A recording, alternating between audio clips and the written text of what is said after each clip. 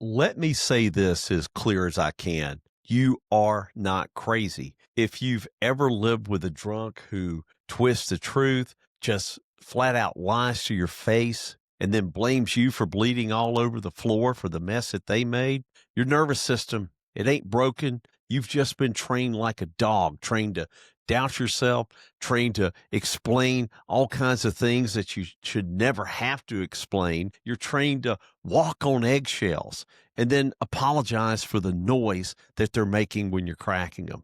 And today, we're going to start untraining you, not with some fluffy bullshit, just love yourself quote, none of that, but with real action that will put power back into your hands. Now, if you've never lived with an abusive drunk, you're probably not going to get this. There's the drinking, yeah, but then there's the version of you that shows up when they get drunk. And that version is often reckless, cruel, mean, professional blame shifter. And yet somehow you end up being the one doing all the emotional CPR at 2 o'clock in the morning for a person who's actively stomping on your throat. It doesn't make sense. It makes you feel small. So you start shrinking inside. You start monitoring and watching their moods like a weather app, like you're tracking a hurricane. You start watching what you say. You filter your words like you're in a hostage negotiation. And this is the sick and twisted part. After enough cycles go on, all this chaos becomes normal and peace, that starts feeling suspicious. So if you feel numb, jumpy, reactive, confused, exhausted, like you don't recognize who you are anymore, it's not weakness. It's conditioning. They trained you that way because you're training to live your life through survival. And now, today, I want to retrain you for the freedom that you deserve. The first thing you do, and this is very simple, but it's very powerful. You have to do it, though. It doesn't work if you don't do it, and that's naming that pattern out loud, not in your head, not in some journal that you'll never open and read again. You have to say it out loud. You have to say it out loud because that chaos, that can be vague. Abusiveness, that survives in a fog, but naming it puts a spotlight on it. This is what I want you to do. 3 sentences. That's it. When he drinks, he becomes blank. Maybe that's mean. Maybe it's reckless. Maybe he becomes a stranger you don't trust. Could be all of the above. When I react to that, he says blank. You're too sensitive. You're crazy. You made me do it. Whatever those greatest hits are, and I'm sure they sound familiar to you. And then when I end up feeling blank, small, scared, guilty, like you're walking through life with no skin at all, that's the loop. That's the machine. But once you could see the machine and how that machine is really working, you can't unsee it. You stop calling it love. You stop saying that, oh, we're going through a rough patch.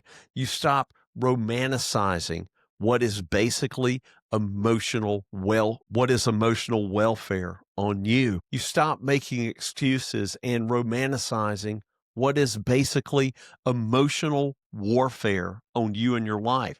And you don't need some PhD to fix your life. You just need clarity. You need to name the pattern out loud and say it for what it is. Number 2 is to stop negotiating with that drunk version of them. Listen to me. You cannot reason with intoxication. You can't teach empathy to someone whose brain is pickled and is chemically offline. You can't win conversations with a person who's using the alcohol as permission to be abusive to you. When that version shows up, you don't debate, you don't explain, you don't beg for basic respect like a dog asking for scraps. You pick one line, just one, and that becomes your line in the sand. It becomes your law of the land. An example of that could be like, I don't talk to you when you're drinking, or we'll talk tomorrow when you're sober up. This conversation is over and we're not doing this. Say it one time, say it one time only, and then stop. Walk away if you have to. Your silence is the biggest power that you can have if you use it correctly, because every extra sentence that you add on, that is just going to add fuel that your drunk is going to twist to weaponize and throw back at you. You see, they feed on your fear and your energy, your tears, your confusion, your need to be understood. So if you have a monster on your hands, the last thing you want to do is feed it. And yep, I know what your brain is saying right now. You're saying to yourself, well, yeah, but if I don't explain it, maybe he won't get it. No, he gets it. He just doesn't care in that moment. Or worse, he doesn't care that it's hurting you. So stop negotiating with drunks. You're not his therapist. You're not his shock absorber.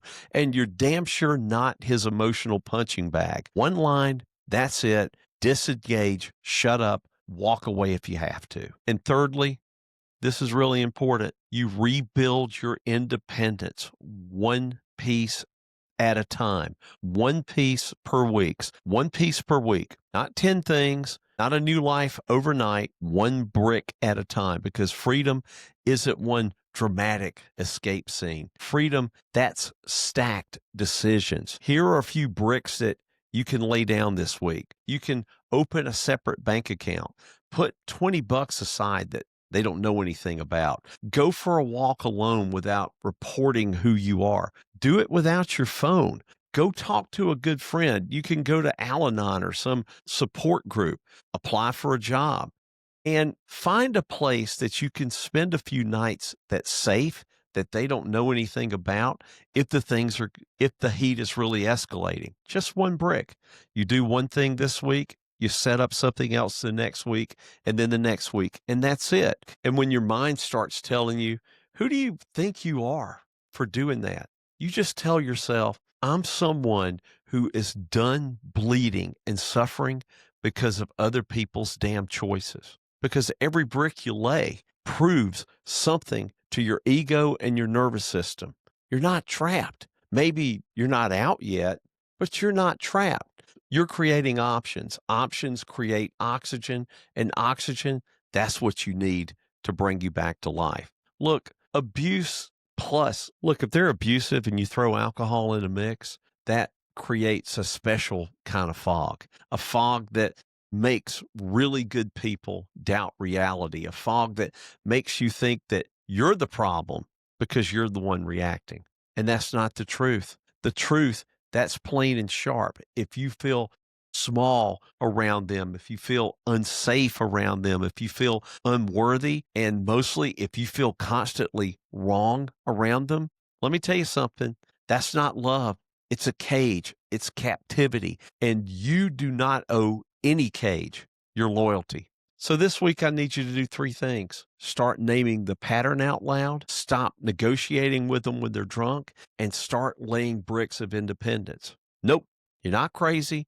You've just been trained, and the good news is that training can be undone. I'm very proud of you for being here. And if no one has said it to you in a long time, let me say it to you now. You deserve a life that does not require a survival mode. You were given a gift. We all were. This gift of fight or flight is something that is supposed to get you out of danger or to save your life. It was never meant to be a lifestyle. And unfortunately, living with these abusive alcoholics puts us in this survival mode all the time. Not only is not good for you mentally, but that also can create a plethora of physical problems, high blood pressure. I'm not a doctor. I'm not going to name them all. But if you feel that chemical change every time you're around them when you're flinching, that's not good. That's not normal. And yeah, when you do break away from them, when you are away from all the hell and the torment, you're going to have peace. You're going to feel silence. And yeah, for a long time, that's going to feel weird. It's going to feel weird because you're going to feel like that you don't deserve that, but you do deserve that. If you want to know more information about this, go to my website, flinchnomore.com. I wrote an entire guide on not only how to survive living with these people, but also, more importantly, how to survive the torment after you're gone so that you can finally get your life back. Again, I'm very proud of you being here. I appreciate you listening to me. Please like and subscribe for more, and just learn to flinch no more. The name of my channel is Ruthless to Win, and sometimes you have to win in life. You don't have to be ruthless with other people, but you do have to be ruthless with yourself. God bless, and we'll talk soon.